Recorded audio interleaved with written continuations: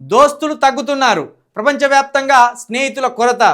స్నేహితులకు కూడా కొరత ఏర్పడ్డది. ఏదో యూరియా లెక్క కొరత ఏర్పడ్డట్టు మంచినీటి కొరత, యూరియా కొరత, దీనిలాగా స్నేహితుల కొరత కూడా ఏర్పడుతున్నారు ప్రపంచవ్యాప్తంగా. 1960లో ఒక్కరికి 100 మంది ఫ్రెండ్స్ ఉండేదట. ఒక్కరికి 100 మంది ఫ్రెండ్స్ ఉండేదట.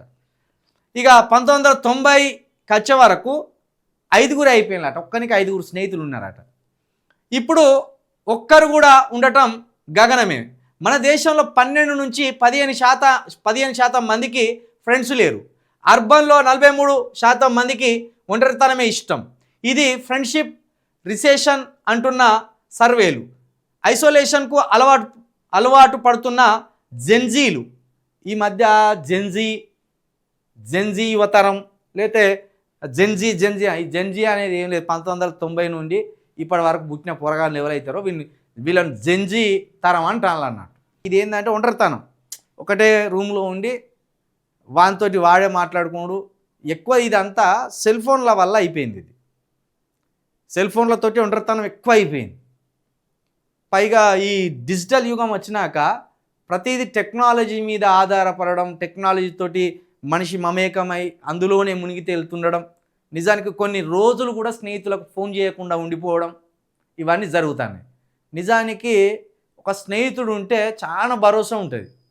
తల్లిదండ్రులకు చెప్పుకోలేని విషయాలు కూడా స్నేహితులకు చెప్పుకుంటాం.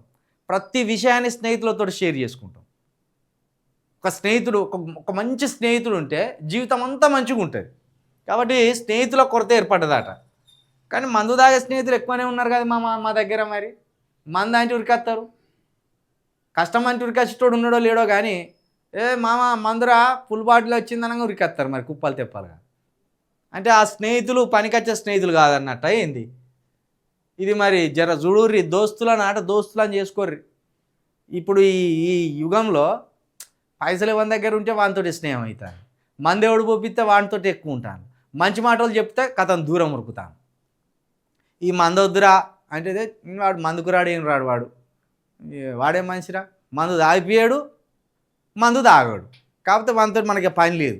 మనకు సాయంత్రం కాగానే సిట్టింగ్ కావాలి. ఇట్లున్నది ఓ బ్యాచ్.